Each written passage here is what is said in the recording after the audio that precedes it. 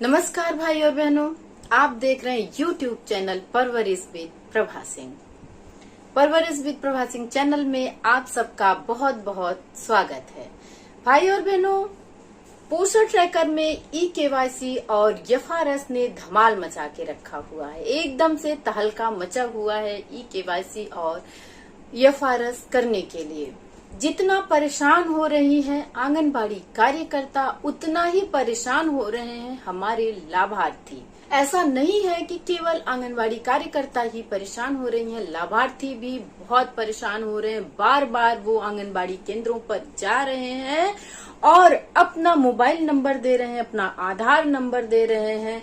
कहीं उनका KYC नहीं हो पा रहा है तो कहीं उनका एफआरएस नहीं हो पा रहा है, मतलब चेहरा प्रमाणीकरण नहीं हो पा रहा है। रीजन क्या है? या तो KYC करते समय नेट गायब हो जा रहा है, या तो KYC करते समय उनकी OTP नहीं जा रही है, क्योंकि उन्होंने अपना मोबाइल नंबर कर दिया है चेंज।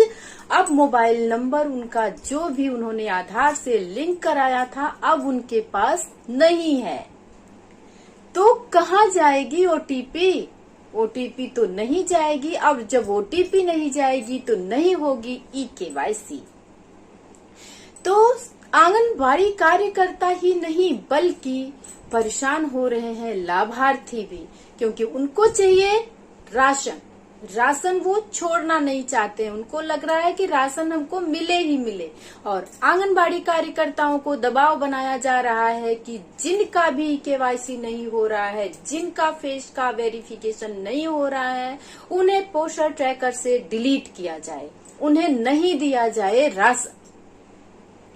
तो इसलिए लाभार्थी भी हो रहे हैं परेशान और आंगनबाड़ी कार्यकर्ता तो परेशान है ही। तो भाई और बहनों, अब लाभार्थियों की परेशानी तो हम नहीं दूर कर सकते बहुत ज्यादा। जितना हो सकता है उनको हम राय दे सकते हैं कि अगर आपकी KYC नहीं हो पा रही है, अगर आपका आधार से मोबाइल नंबर लिंक नहीं है, तो आप जाके सहज जन सेवा केंद्र पर आधार से मोबाइल नंबर को लिंक कराइए, तब जाकर के आपकी KYC होगी और तभी जाकर के आपका चेहरा प्रमाणीकरण कंप्लीट होगा और तभी आपको THR दिया जाएगा, क्योंकि जब तक एफआरएस नहीं होगा तब तक आपको THR नहीं दिया जाएगा। एक तरह से तीनों एक दूसरे के पूरक हैं भाई और बहनों। KYC होगी तभी एफआरएस होगा, और जब एफआरएस होगा तभी जाकर THR दिया जाएगा। तो हम ये लाभार्थियों की समस्या को दूर कर देते हैं, लेकिन अब आंगनबाड़ी कार्यकर्तियों के ऊपर ये तलवार लटकाई जा रही है कि आप लिख कर दो कि आपने अभी तक KYC एफआरएस पोस्टर ट्रैकर में क्यों नहीं कंप्लीट किया है।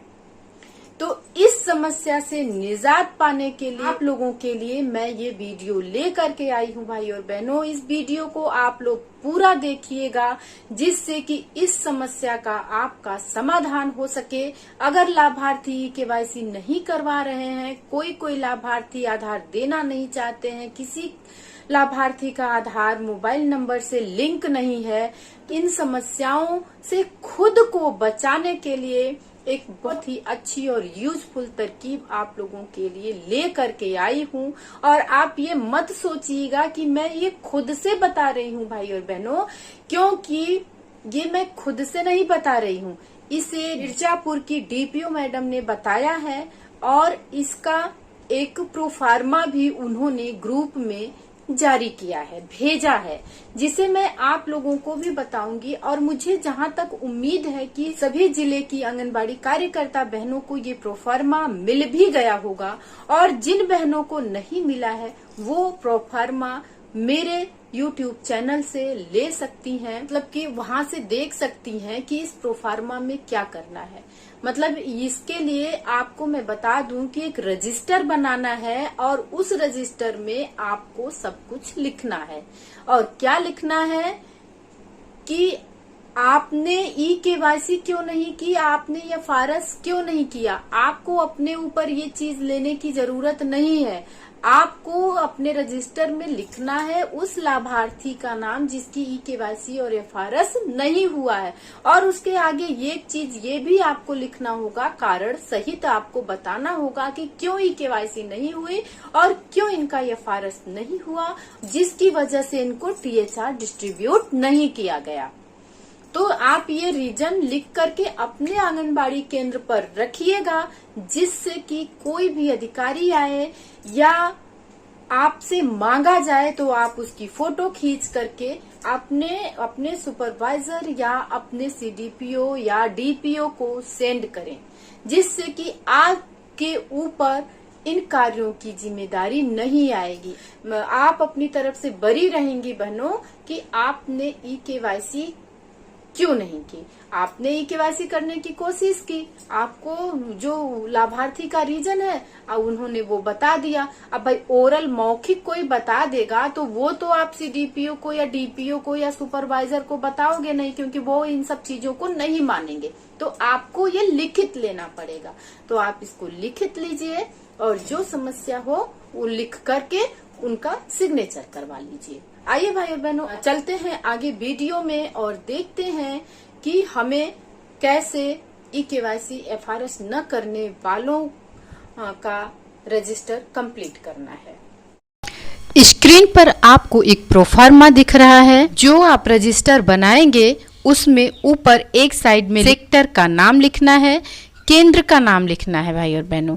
यहाँ पर आपको क्रम संख्या लिखनी है, लाभार्थी की श्रेणी लिखनी है, किस श्रेणी का लाभार्थी है, गर्भवती है, धात्री है या 7 माह से 3 वर्ष का बच्चा है, 3 से 6 साल तक का बच्चा है, उसकी श्रेणी आपको यहाँ पर लिख देनी है। और पोस्टर ट्रैकर में अंकित नाम लिखना है, जिस नाम से आपने पोस्टर ट्रैकर में बच्चे को अंकित किया है वो नाम यहाँ पर लिख देना है। और तीसरा है पोस्टर ट्रैकर में अंकित आधार का अंतिम 4 अंक।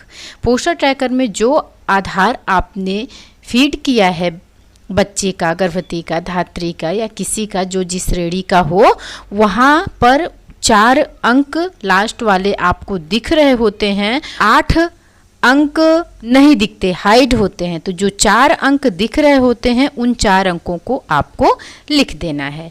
और यहाँ डिलीट करने का कारण, जिस श्रेणी के लाभार्थी को डिलीट किया है तो उसका क्या कारण है।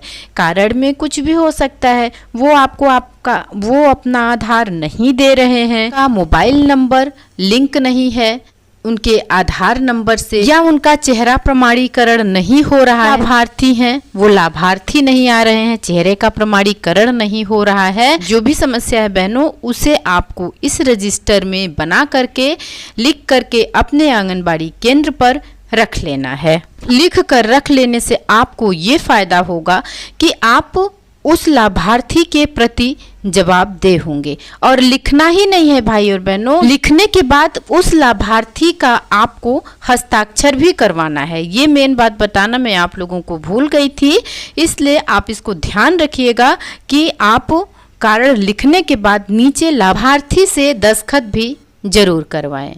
तो भाई और बहनों, उम्मीद करती हूँ वीडियो आप लोगों को काफ़ी यूजफुल लगी होगी। फिर मिलते हैं अगले ऐसे ही यूजफुल वीडियो के साथ। नमस्कार भाई और बहनों।